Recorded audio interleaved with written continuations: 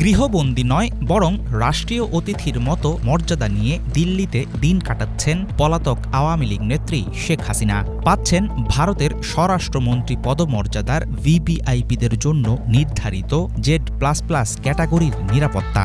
দিল্লিতে থাকা মেয়ে সাইমা আর যুক্তরাষ্ট্রে থাকা ছেলে সজীব ওয়াজেদের সঙ্গে প্রায় প্রতিদিনই যোগাযোগ করছেন তিনি। দলীয় নেতাকর্মীদের খোঁজখবর নেয়ার অনুমতিও আছে সাবেক প্রধানমন্ত্রীর। এমনকি ইচ্ছে মতো অ্যাক্সেস করতে পারেন ইন্টারনেট। ভিনদেশে বসে তাহলে কি হাসিনা নিচ্ছেন মাঠে নামার প্রস্তুতি? কড়া গোপনীয়তার মাঝে তাকে আশ্রয়ে রাখার কারণ কি শুধুই পুরনো বন্ধুত্ব? ৫ আগস্টের পর শেখ হাসিনা ও তার বোন শেখ রেহানা যখন পালিয়ে ভারতে যান, দিল্লি কর্তৃপক্ষ মনে করেছিল সংক্ষিপ্ত যাত্রা বিরতি করেছেন তারা। পরবর্তীতে গাজিয়াবাদের হিন্ডন বিমান ঘাঁটি থেকে তাকে সরিয়ে নেওয়া হয় দিল্লির কোনো গোপন ঠিকানায়। ১৯৭৫-এ মুজিব পরিবারের হত্যাকাণ্ডের পর থেকে শহরটির অভিজাত এলাকা পান্ডারা রোডের বেনামি এক সরকারি ফ্ল্যাটে দীর্ঘ প্রায় ৫.৫ বছর এমন গোপনীয়তার মাঝেই বসবাস করেছেন মুজিব কন্যা। সেই সময়ের মতো এবারও অতি গুরুত্বপূর্ণ অতিথির জন্য রাখা হয়েছে সর্বোচ্চ পর্যায়ের সিকিউরিটি প্রোটোকল।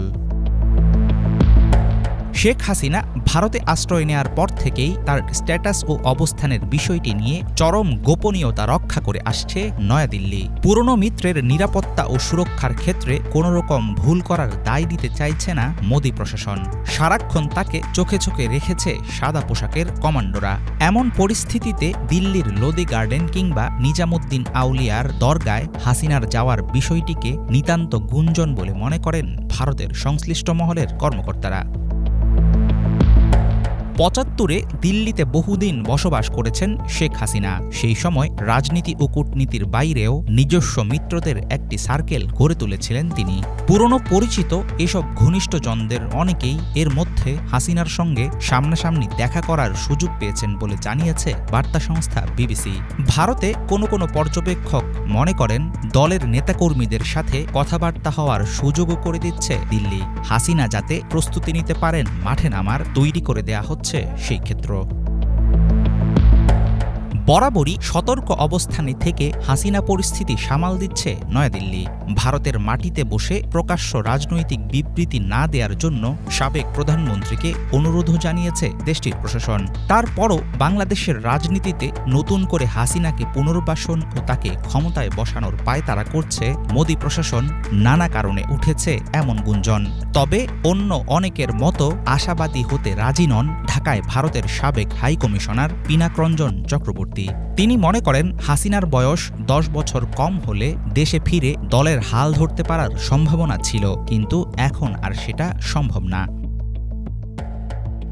হাসিনার দেশ ছেড়ে পালিয়ে যাওয়ার গত ১০০ দিনে সামনে এসেছে তার চট করে দেশে ঢুকে যাওয়া সহ বিভিন্ন আলাপ। আমেরিকার প্রেসিডেন্ট নির্বাচনে ডোনাল্ড ট্রাম্প বিজয়ী হওয়ার পর আওয়ামী লীগ নেত্রীর প্রত্যাবর্তন নিয়ে আশাবাদী হয়েছেন বহু নেতাকর্মী। দিল্লির একজন শীর্ষস্থানীয় কর্মকর্তার বরাত দিয়ে বিবিসি জানায়, বাংলাদেশের রাজনীতির মাঠ এখনও গরম, তাই লুজ বলের মতো সুযোগের অপেক্ষায় আছে নয়াদিল্লি।